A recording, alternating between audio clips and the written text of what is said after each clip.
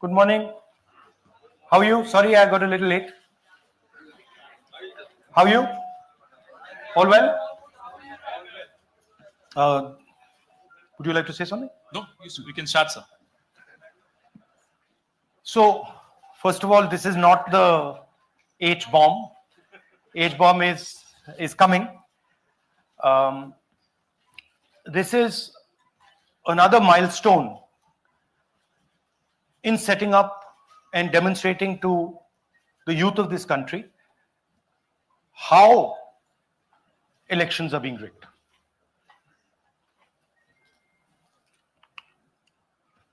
So I'm going to make a claim here, very strong claim, about CEC Gyanesh Kumar. And this is not something I'm saying lightly. I'm the leader of the opposition in the Lok Sabha. This is something I'm saying after solid proof that I'm going to show you, the youth of India, the people of India today. Proof that is black and white, absolutely clear, that the Chief Election Commissioner of India is protecting the people who have destroyed Indian democracy. I'm also going to show you the method by which votes are being added and deleted, and I'm going to show you how they are done, how that is done. In election after election, someone, some force, some group of people has been systematically targeting millions of voters for deletion across India. This is something that we've heard again and again and again. Different communities, mainly communities that are voting for the opposition, Dalits, Adivasis, minorities, OBCs, are specifically targeted. We had heard this many times, and now we found 100% proof of it. Please understand, I am not going to say anything on this stage that is not backed up by 100% proof. I am somebody who loves my country. I love my constitution. I love the democratic process, and I'm protecting that process. And so I'm not going to say anything here that is not going to be based on 100% proof that you can determine. The burden of the judgment is yours. I am going to lay the proof in front of you. You will see it and say, actually, this is pretty solid proof. Aland is constituency in Karnataka. 6,018 votes. Somebody tried to delete 6,018 votes. We don't know the total number of votes that were deleted in Aland in the 23 election. They are much higher than 6,018. But somebody got caught deleting 6,018 votes. And it was caught, like most crimes, by a coincidence. What happened was the booth level officer there noticed that her uncle's vote was deleted. And so she checked who deleted her uncle's vote, and she found that it was a neighbor. पड़ोसी ने uncle का vote delete किया था. उसने जाके पड़ोसी से पूछा कि आपने मेरे अंकल का वोट क्यों डिलीट किया. पड़ोसी ने कहा मैं तो जानता ही नहीं, मैंने तो कुछ वोट डिलीट ही नहीं किया. Neither did the person deleting the vote know, nor did the person whose vote was deleted know. Some other force hijacked the process and deleted the vote. And as luck would have it, got caught. What does the operation look like? In Aland, 6,018 applications were filed. impersonating voters. The people who filed these applications actually never filed them. And we will show you evidence of that on this stage. The filing was done automatically using software. We will show you that. Mobile numbers from outside Karnataka, from different states, and you can see on the map, from different states were used to delete numbers in Aland. And it was done targeting Congress voters. So this was not random. We will show you again that these deletions were specifically targeting booths where the Congress party was winning. Here is example number one, lady called Godabai. Someone created fake logins, deleted 12 voters, attempted to delete because then this was stopped.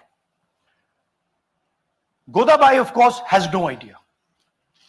Can you show us what Godabai has to say about this? Election time ಈಗ ನಾ ಅರ್ಜಿ ಹಾಕಿಲ್ಲ, ನನಗ ಅದಕ್ಕೆ ಸಂಬಂಧ ಇಲ್ಲ, ಅದು ಯಾರು ಹೊಟ್ಟಿ ಕಿಚ್ಚಿ ಯಾರು ಏನ ಹಾಕ್ಯಾರ ಅನ್ನೋದು ನನಗೆ ಗೊತ್ತಾಗಿಲ್ಲ. So she has no idea. These were the cell phone numbers that were used to delete these people. These are not from Karnataka. These numbers are from different states. You can see here.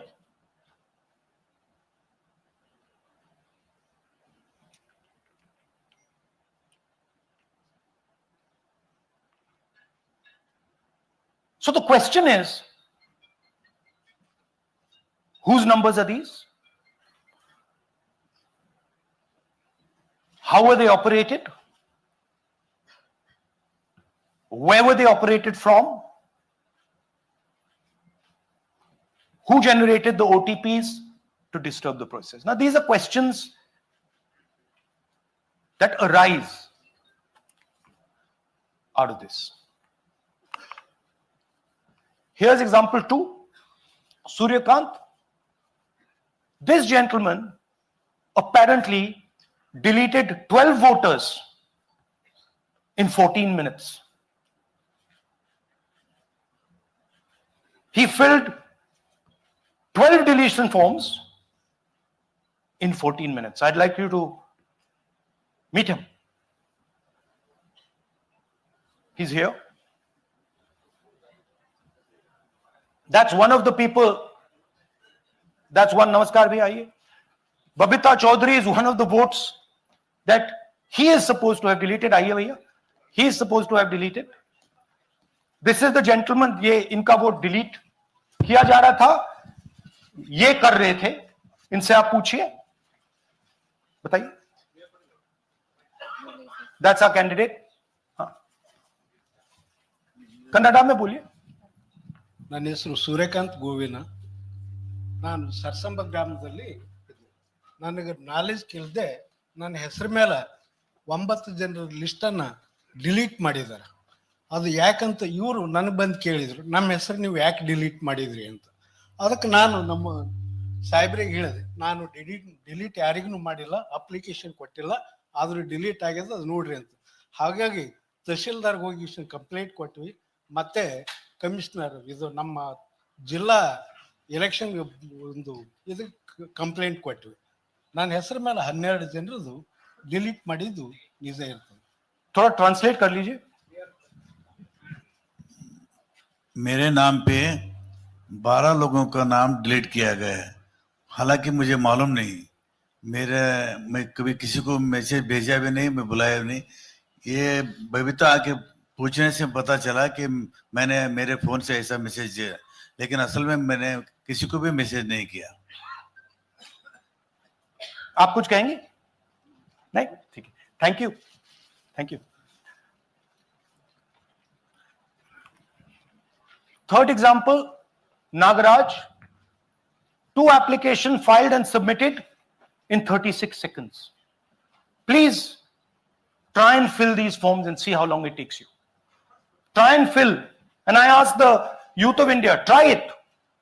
Try and fill the form, 2 forms in 36 seconds. You'll see the answer to this question. Notice also what time this gentleman fills the form.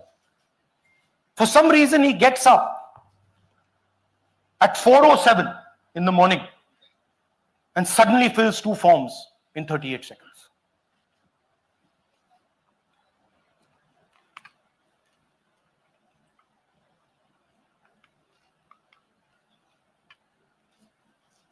Now let's talk about how this is being done and why I'm saying, and we are saying, that this is being done in a centralized manner. And this is being done not using individuals, but using software. Look at the serial numbers.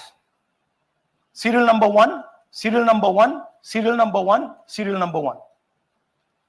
Serial number 1 means that this is the first person whose name, this is the first name in the booth.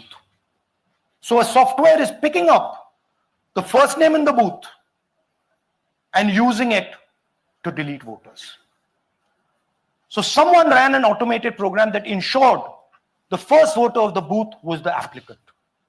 That same person got cell phones from outside the state, used them to file the applications.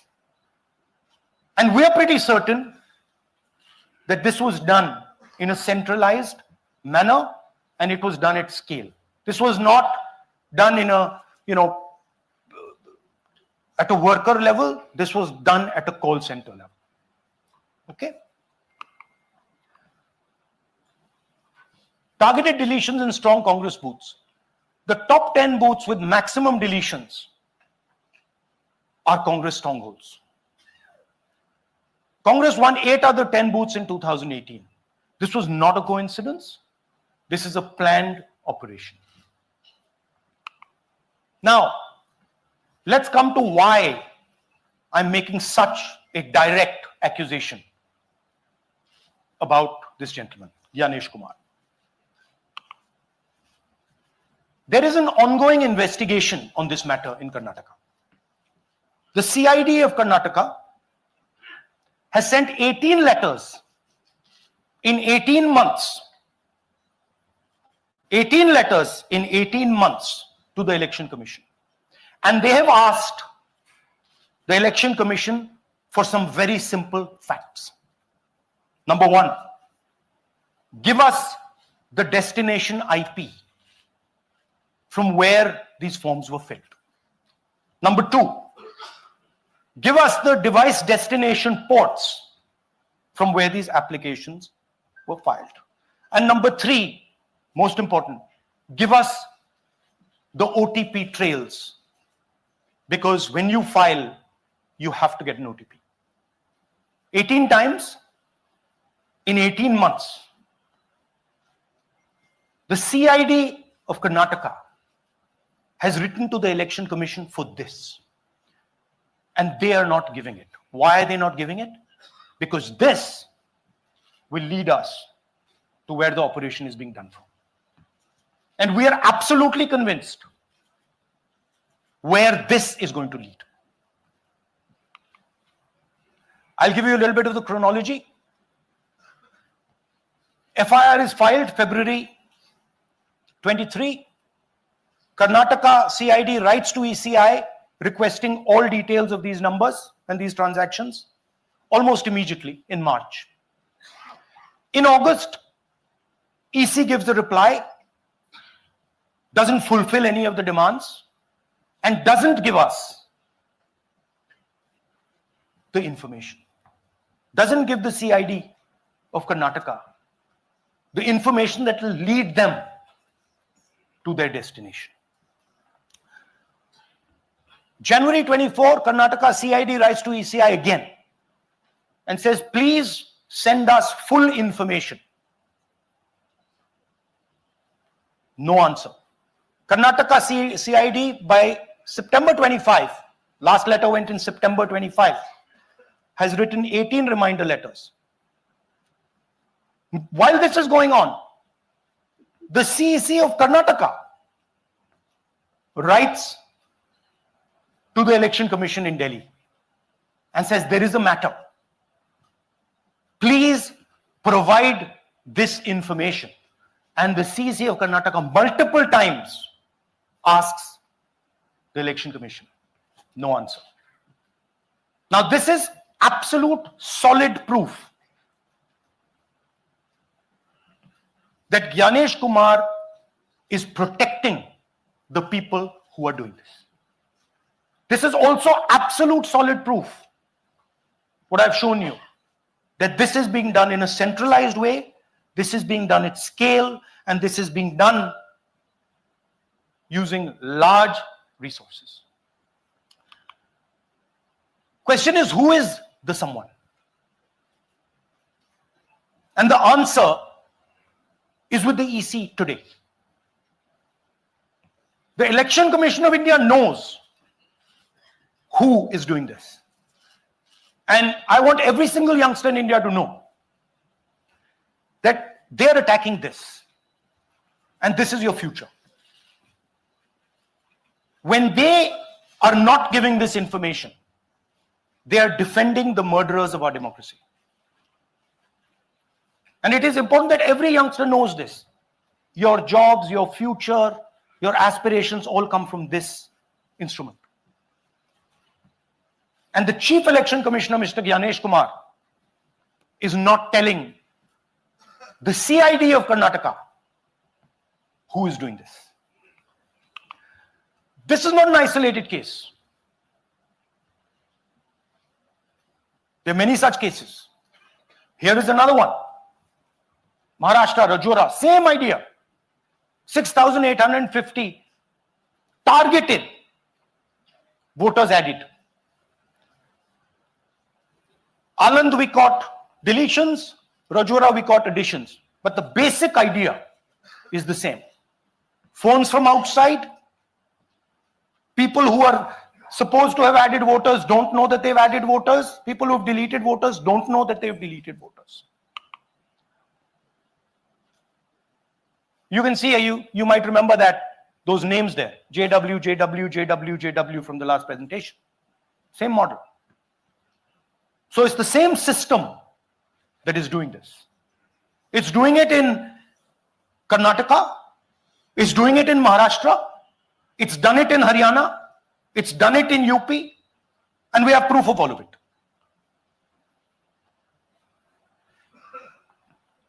Names are being filled. Addresses, the address is Sasti, Sasti, Sasti, Sasti. Name is UQ, JJW.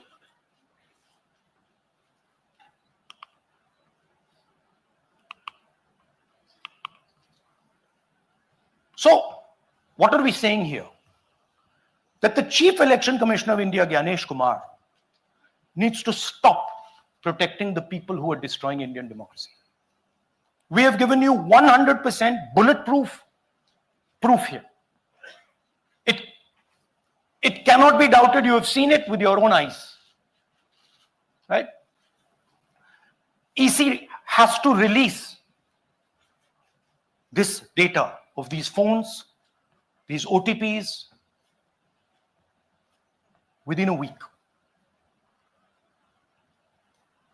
Otherwise,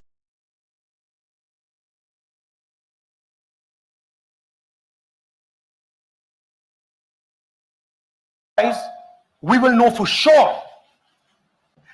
देखिए,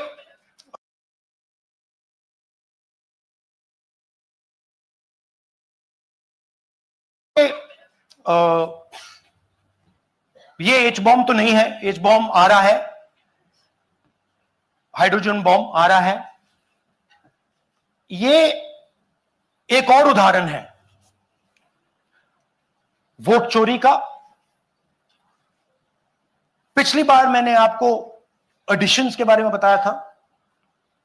ये हम आपको deletions के बारे में दिखा रहे हैं, और सबूत के साथ हम आपको दिखाएंगे कि ये जो डिलीशंस हुए हैं ये सेंट्रलाइज तरीके से कॉल सेंटर के प्रयोग करके, सॉफ्टवेयर के प्रयोग करके किए गए हैं.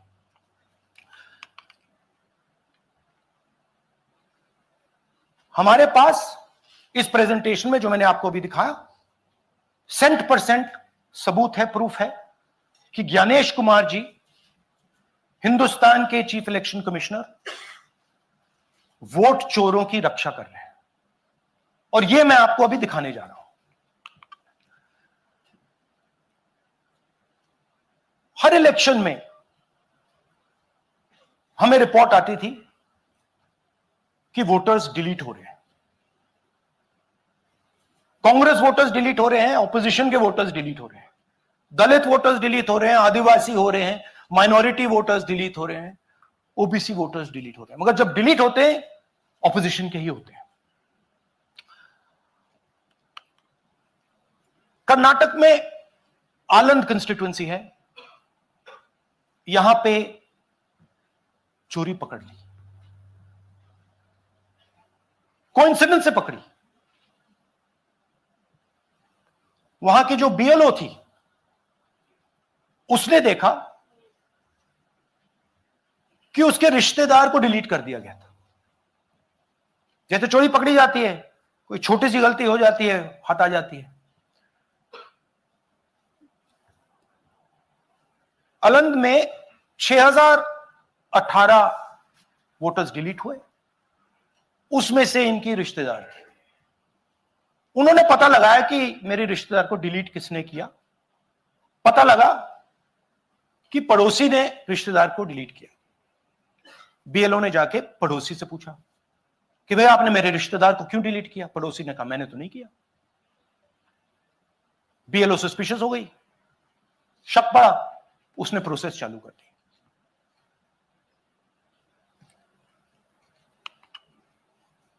पता क्या लगा कि कोई ना कोई, किसी ने अलंद में वोटर डिलीशन सिस्टमैटिकली ऑर्गेनाइज तरीके से, सेंट्रलाइज तरीके से किया। हमें यह नहीं मालूम कि आनंद में कितने वोटर डिलीट हुए, क्योंकि इससे बहुत ज्यादा हो सकते हैं। 6000, तकरीबन 6000 पकड़े गए, उस पर इन्वेस्टिगेशन हो गया। क्या पता लगा कि फाइलिंग ऑटोमेटिकली ऑनलाइन हो रही है। मोबाइल नंबर्स कर्नाटक के नहीं यूज हो रहे, मोबाइल नंबर्स दूसरी स्टेट्स के यूज हो रहे हैं। इनफैक्ट कर्नाटक के नंबर थे ही नहीं उसमें। मतलब आप दिल्ली में बैठे डिलीट कर रहे हो, आपका नंबर तमिलनाडु का है। आप गुड़गांव में डिलीट कर रहे हो, आपका नंबर झारखंड का है। और जब हम चेक कर रहे हैं कि भैया आपका नंबर है, तो आपका नंबर है ही नहीं, किसी और का नंबर। और टारगेट करके कांग्रेस वोटर्स को डिलीट किया। ये गोदाबाई जी हैं, इनके नाम पर 12 वोटर्स डिलीट किए गए। इनको मालूम ही नहीं, इनको पता ही नहीं कि इन्होंने 12 वोटर्स डिलीट किए। दिखाइए जरा। ಇಲೆಕ್ಷನ್ ಟೈಮ್ ಈಗ ये इनका वीडियो है। ನಾ ಅರ್ಜಿ ಹಾಕಿಲ್ಲ, ನನಗ ಅದಕ್ಕೆ ಸಂಬಂಧ ಇಲ್ಲ। ಅದು ಯಾರು ಹೊಟ್ಟಿ ಕಿಚ್ಚಿಗೆ ಯಾರು ಏನ ಹಾಕ್ಯಾರ ಅನ್ನೋದು ನನಗೆ ಗೊತ್ತಾಗಿಲ್ಲ। तो इनको आइडिया नहीं है कि इन्होंने वोटर्स डिलीट कर दी।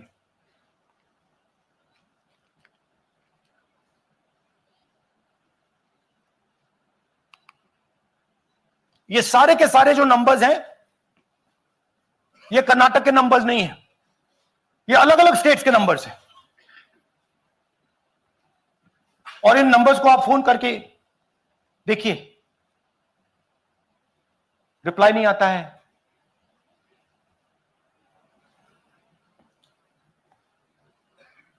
तो सवाल यह है कि किसके नंबर्स हैं, ये किसने ऑपरेट किए, जब इन्होंने ऑपरेट किए ये कहां थे,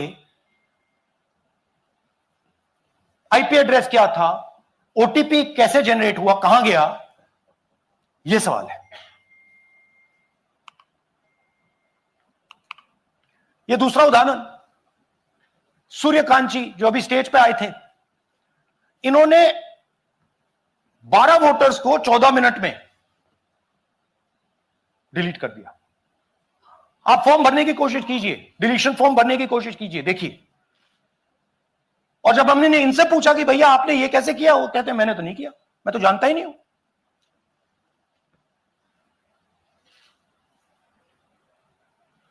बबीता चौधरी जी का इन्होंने एक नाम डिलीट किया, यहां खड़ी है बबीता जी, यहां है सूर्यकांत जी, यहां है, आ जाइए जरा स्टेज पे, 1 सेकंड आ जाइए, ये दोनों खड़े हैं यहां पे, सूर्यकांत जी, बबीता जी। इनको मालूम ही नहीं कि इन्होंने डिलीट किया। Thank you. नागराज जी, इन्होंने 2 एप्लीकेशन 36 सेकंड में फाइल कर दी है। और मजे की बात देखिए, ये 4 बजे सुबह उठ के फाइल कर रहे हैं। पता नहीं क्या हुआ, 4 बजे सुबह कहा कि भैया मैं 2 वोटर को डिलीट करूंगा, और कितने 36 सेकंड में डिलीट कर दिए, फिर सो गए।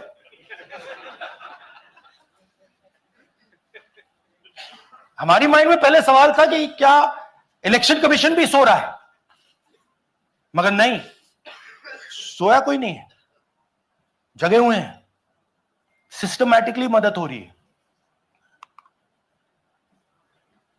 ये देखिए दूसरी बात, जो भी डिलीट कर रहा है वोटर लिस्ट में उसका सीरियल नंबर 1 है। मतलब जो भी वोटर लिस्ट में पहले नंबर पे आता है वही डिलीट कर रहा है। 5वें नंबर वाला, 7वें नंबर वाला, 10वें वाला कोई नहीं कर रहा। तो हो क्या रहा है, सॉफ्टवेयर से यह काम किया जा रहा है। सॉफ्टवेयर प्रोग्राम कह रहा है पहला नाम निकालो और इसका प्रयोग करके डिलीट करो। टारगेटेड डिलीशंस हो रही हैं। कांग्रेस पार्टी पर आनंद में अटैक किया। टॉप 10 बूथ्स जहां सबसे ज्यादा कांग्रेस की स्ट्रेंथ थी वहां टारगेट किया। और 2018 में पिछले इलेक्शन में 10 में से 8 बूथ कांग्रेस पार्टी जीती थी, और इन 8 में से इन्होंने 6000 लोग उड़ाने की कोशिश की। ये कोइंसिडेंस नहीं था, ये प्लान था, और ये सेंट्रलाइज तरीके से किया जा रहा है। अब मैंने बहुत बड़ी बात बोली, चीफ इलेक्शन कमीशन के बारे में मैंने बोला कि यह व्यक्ति वोट चोरों की रक्षा कर रहा है। जो भी मैं यहां बोल रहा हूं 100% प्रूफ के साथ, सबूत के साथ बोल रहा हूं। और मैं अभी आपको दिखाना चाहता हूं कि मैं ये शब्द क्यों बोल रहा हूं और किस बेसिस पे बोल रहा हूं। आपको अपनी आंखों से ये दिखेगा। कर्नाटका सीआईडी ने केस चालू किया कि वोटर कौन है, ये फोन किसके हैं, ये आईपी एड्रेस क्या है, ओटीपी कहां गया, इन चीजों के बारे में इन्वेस्टिगेशन शुरू होती है। कर्नाटक सीआईडी ने हिंदुस्तान के इलेक्शन कमीशन को 18 चिट्ठियां लिखी हैं।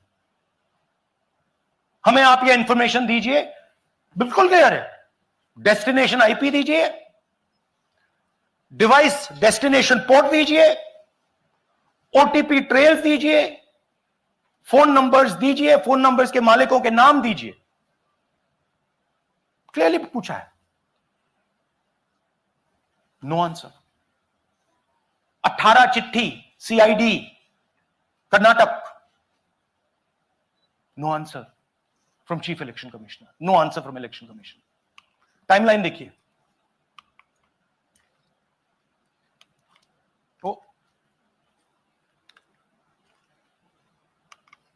ओके, फरवरी 23 में इन्वेस्टिगेशन शुरू होती है। मार्च 23 में कर्नाटका सीआईडी चिट्ठी लिखती है ईसीआई को कि हमें सारे डिटेल्स दे दीजिए। अगस्त में इनकंप्लीट डिटेल्स दी जाती है, जिससे कोई इन्वेस्टिगेशन आगे नहीं बढ़ेगा। जिन चीजों की जरूरत थी वो नहीं दी, जिसकी जरूरत नहीं थी वो सारी दे दी। पहला सबूत। दूसरा सबूत, 18 बार रिमाइंडर लेटर गए हैं। आपको अगर सीआईडी एक बार लेटर भेज दे और आप नहीं गए, आप जानते हो क्या होगा। यहां पे इलेक्शन कमीशन को 18 बार लेटर गए हैं, कुछ नहीं हुआ है।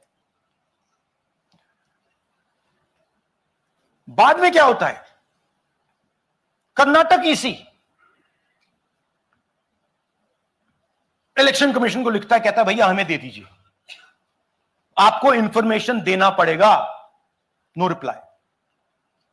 मार्च 25 में आखिरी लेटर सितंबर में गया है, कुछ ही दिन पहले। No reply from EC. यह है सबूत कि ज्ञानेश कुमार जी वोट चोरों की रक्षा कर रहे हैं, और यह ब्लैक एंड व्हाइट सबूत है, इसमें कोई कंफ्यूजन नहीं है कहीं।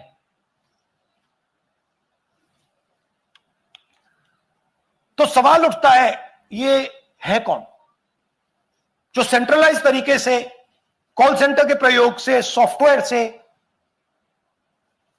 अलग अलग प्रदेशों में वोट डिलीट कर रहे हैं, ऐड कर रहे हैं? इलेक्शन कमीशन जानता है, ज्ञानेश कुमार जी जानते हैं। अच्छा, ये सिर्फ आनंद में नहीं हुआ, ये अलग अलग कंस्टिट्यूएंसीज में हुआ है। आनंद में लीगल प्रोसेस चालू हो गई, पकड़ लिया। यहां महाराष्ट्र में उसी मोडस ऑपरेंडी से, उसी सिस्टम से यहां पे वोट ऐड हुए हैं। आनंद में डिलीट, रजौरा में एडिशन, 6850। आपको याद होगा पिछले प्रेजेंटेशन में मैंने आपको नाम दिखाए थे, ये देखिए वही नाम यहां है। वही सिस्टम महाराष्ट्र में चल रहा है जो कर्नाटक में चल रहा था। नाम वैसे ही है, जेडब्ल्यू जेडब्ल्यू जेडब्ल्यू, पता वैसा है, जेडब्ल्यू जेडब्ल्यू, नाम यू ऐसे किसी ने टाइप करके लगा दिया। तो जो ये काम कर रहा है, ये उत्तर प्रदेश में, हरियाणा में, बिहार में, कर्नाटक में, महाराष्ट्र में वही कर रहा है।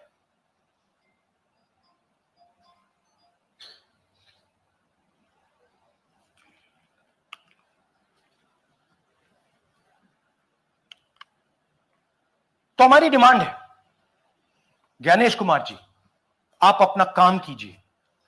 आपने ओथ लिया है, आप हिंदुस्तान के चीफ इलेक्शन कमिश्नर हैं। आपसे कर्नाटक की सीआईडी सबूत मांग रही है। आप कर्नाटक की सीआईडी को यह सबूत 1 सप्ताह के अंदर दे दीजिए, नहीं तो पूरा हिंदुस्तान के सारे युवा इस बात को एक्सेप्ट करेंगे कि आप हिंदुस्तान के कॉन्स्टिट्यूशन, हिंदुस्तान के संविधान की हत्या में शामिल हो, हिंदुस्तान के संविधान की रक्षा नहीं कर रहे हो और वोट चोरों की आप मदद कर रहे हो। Thank you. और थोड़ी देर में हम आपको हाइड्रोजन बॉम्ब दिखाने जा रहे हैं। नहीं, आज नहीं, थोड़ी देर में उसकी प्रिपरेशन चल रही है, क्योंकि हम देखिए, मैंने टीम से कहा है कि अगर मैं स्टेज पे जा रहा हूं,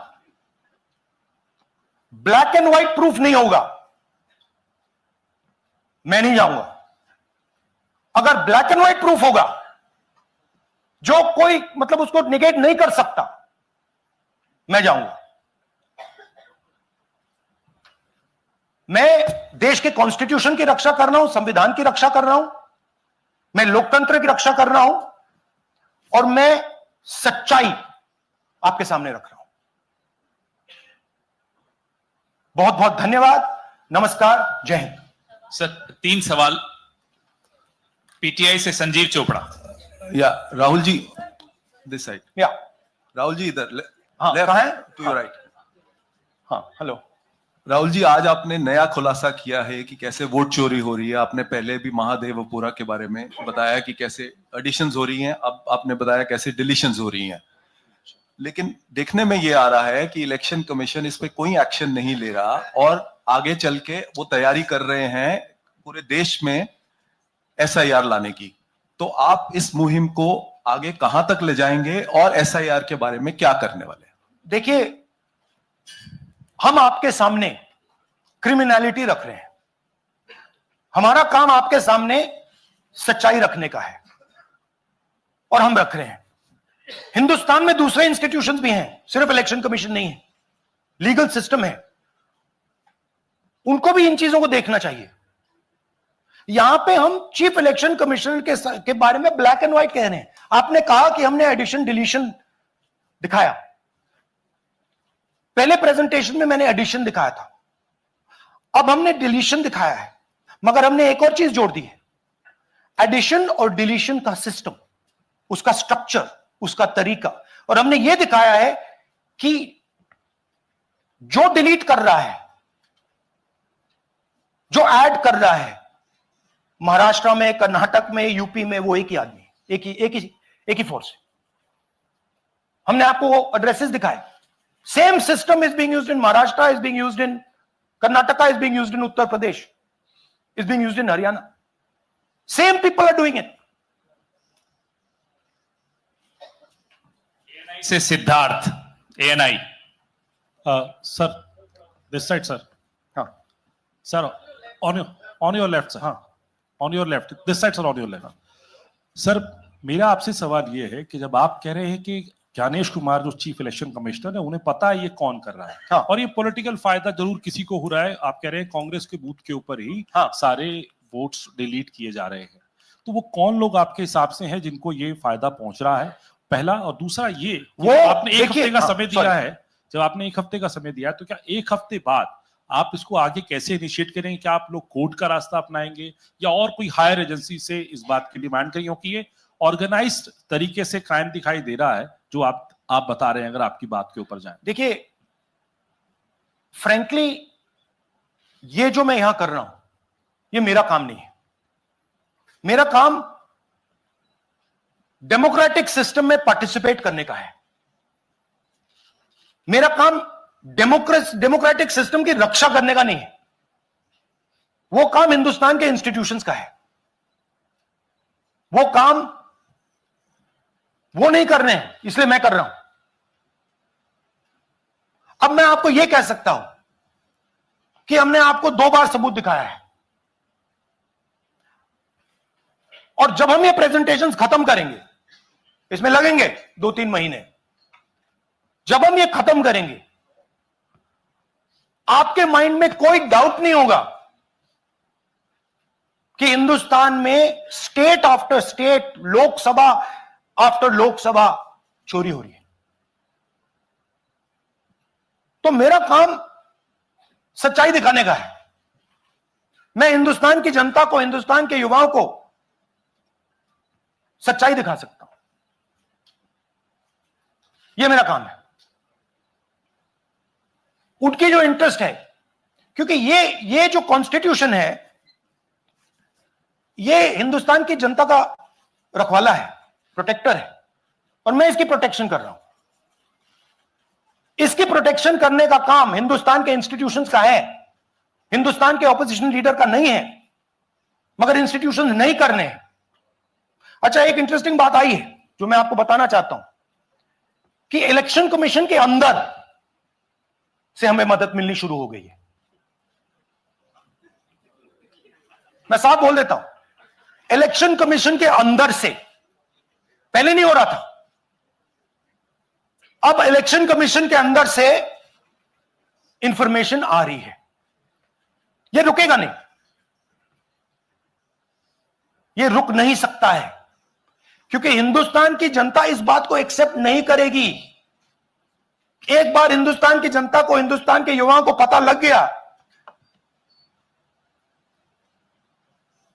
कि वोट चोरी हो रही है, उनकी शक्ति लग जाएगी। IANS से आलोक झा। इस तरह से नहीं प्लीज। IANS से आलोक झा। वो भी मैं आपको दिखा दूंगा, वो भी मैं आपको प्रूफ के साथ दिखा दूंगा, है हमारे पास। राहुल जी, हाइड्रोजन बॉम्ब में ब्लैक एंड व्हाइट है। मैं फाउंडेशन लगा रहा हूं, मैं फाउंडेशन क्रिएट कर रहा हूं, है हमारे पास। मैं स्टेज पे बिना प्रूफ के नहीं चढ़ूंगा, बता रहा हूं।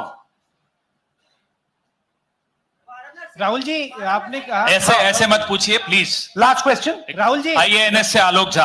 राहुल जी इधर, आपने कहा आपके पास आलोक झा इधर सर, कहाँ हैं जी? हाँ, आपने कहा सर कि आपके पास पुख्ता सबूत है, ब्लैक एंड व्हाइट सबूत है, तो क्या अगर ECI अभी जवाब नहीं देती है तो कोर्ट का रुख करेंगे, ये ऑप्शन है आपके पास, जाएंगे? देखिए मैंने कहा कि मेरा काम as opposition leader normal situation में मेरा काम ऑपोजिशन का रोल है, सरकार पे प्रेशर डालने का रोल है। मेरा काम हिंदुस्तान के लोकतंत्र को बचाने का नहीं है। मैं वो काम कर रहा हूं, इस स्टेज पे मैं वो काम कर रहा हूं। तो मेरी सोच है कि as a patriotic Indian, as somebody who loves India, who loves the constitution, it is my duty to put the truth in front of the people of India. अब अगर हिंदुस्तान के इंस्टीट्यूशंस कुछ करना चाहते हैं वो करेंगे। उनमें भी बहुत लोग हैं, जैसे मैंने आपसे कहा, मैं सरप्राइज हो रहा हूं, इलेक्शन कमीशन से लोग आ रहे हैं, इंफॉर्मेशन दे रहे हैं और बढ़ रहा है वो। क्या जब तक CEC ज्ञानेश कुमार अपने पद पर है, जैसा कि आप कह रहे हैं कि वो फ्री एंड फेयर इलेक्शन हो नहीं है, तो तब तक इलेक्शन का मतलब क्या रह जाएगा? क्या आप इनको हटाए जाने के लिए या इनको इस्तीफा देने के लिए? हाँ, तो आप इमेजिन कीजिए, और ये शॉकिंग बात ये है बस कि ये अभी शुरू नहीं हुआ, ये 10-15 साल से चल रहा है। ये सिस्टम है, ये स्ट्रक्चर है। हिंदुस्तान की जो डेमोक्रेसी है वो हाईजैक हो गई है। I am shocked, frankly. Democracy, brothers and sisters, democracy can only be saved by the people of India. Nobody else can save democracy. Rahul Gandhi can come here and say something and say this is the truth. But the people of India, who I believe in, who I love, can do it. The day the people of India realize that आपका जो लोकतंत्र है, आपका जो संविधान है, वो आपसे चोरी हो गया है, उस दिन काम हो जाएगा। Thank you. अब आप लोग अपने स्थान पर खड़े हो जाइए राष्ट्रगान के लिए। ये है इनकी डिटेल लिस्ट, देख लीजिए। राष्ट्रगान के लिए अपने स्थान पर खड़े हो जाइए।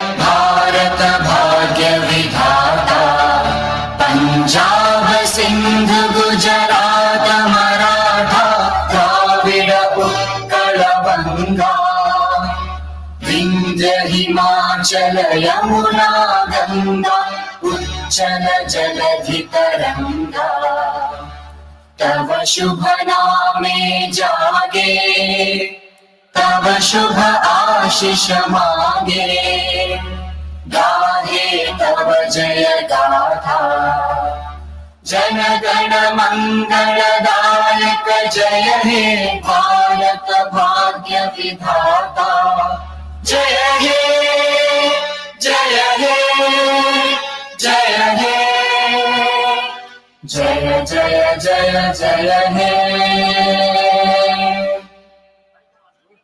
Thank you.